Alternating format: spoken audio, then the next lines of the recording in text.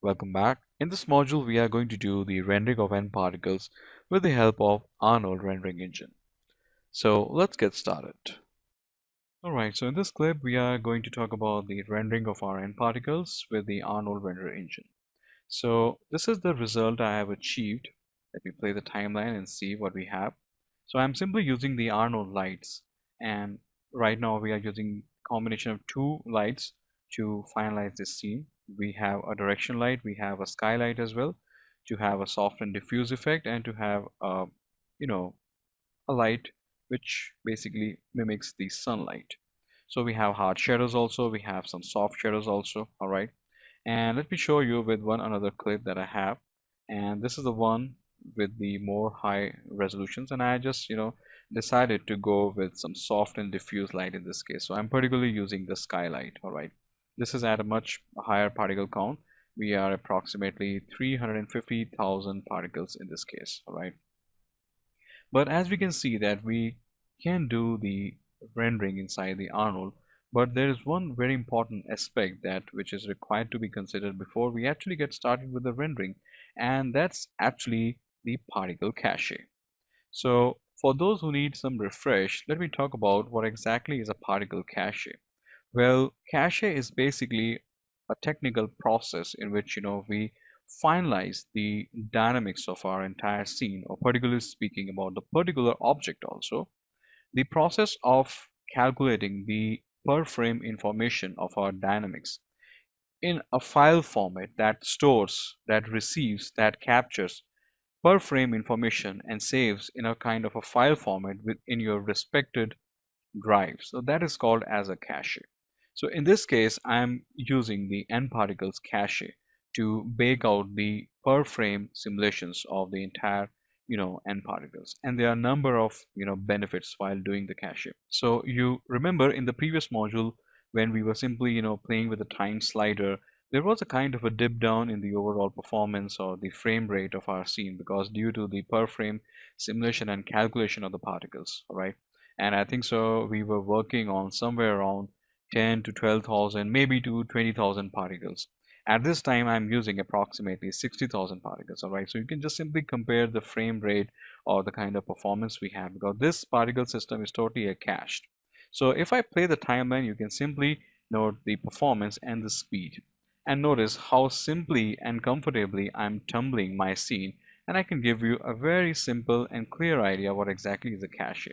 Well, the first thing is that it has really boosted up the performance of your scene. And one more thing I can do, that is I can simply scrub my time slider and I can see the impact frame by frame. So I don't need to resimulate it. That's the power of the cache. One another benefit of the cache is that now you have a completely stabilized version of your particles, because it is confirmed that now your particles will behave exactly the same way no matter how many times you open your file, no matter how many times you open your file. In fact, in the different computers also, the dynamics will remain the same. So once we are done, we are happy with the simulations, we are done with the choice of our play blast. Once we are required to finalize the simulations, we have to do the cache. So let's do one thing. Let's first of all, learn how can we, simply provide the cache to the existing nParticles.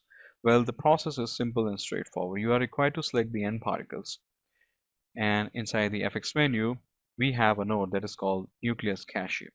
We need to go inside the create new cache. Over here we have nucleus objects. Just move inside the option box, and this is basically the cache directory. Right now it's the default, it is the C users, and this is the name of the file, which is a san_man_01. You can also have the name of the cache particularly, and in this case I'm going with the cache format, which is the MCX. All right, MCX can simply support the file that are beyond the frame size, or you can say the cache size of 2 GB. So I always prefer with the MCX.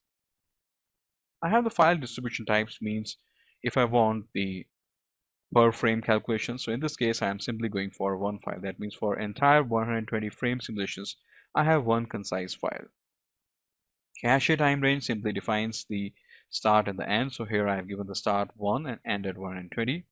I have evaluate every single frame, and I have save every single evaluations. All right. So these are just the default. That means I will going to save every single frame with every one evaluations. All right. Now hit the option create. All right. The moment you create this, once you are done with the cache, you have a node that is the end cache.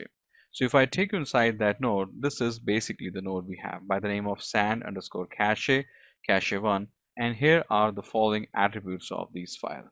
All right. So the one important attribute is the scale. So let me just first of all also show you where exactly you can fetch and where exactly you can see the particulars cache file in your tracks editor. That is something very, very interesting. So for that, we can go inside the windows. We have the animation editors, move inside the tracks editor. All right. So this is basically your end cache clip. All right. So here we have the scale. Here scale 100% represents that a frame length of 1 to 120.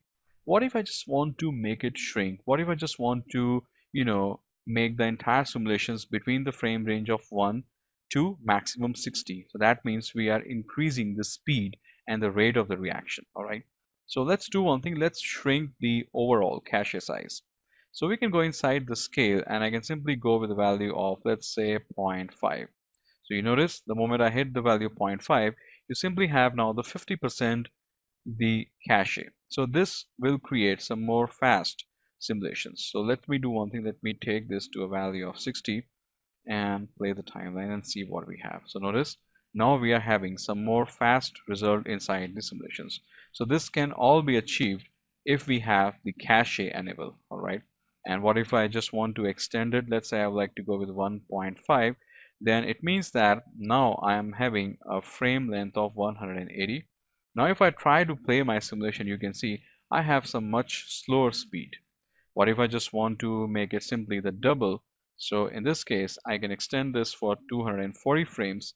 And if I try to play, you'll see the sand will start collapse a little slow in comparison to the first result in which we are having the scale set to 0.5 value, right? So these are basically the advantages of the, cache. Once we are done with the cache, you have all the freedom to adjust the overall speed and the rate of reactions of your file, all right? So I hope so guys, you must have understood the concept. Now in the next clip, I'll talk about the light setup and the rendering of particle systems. So see you there.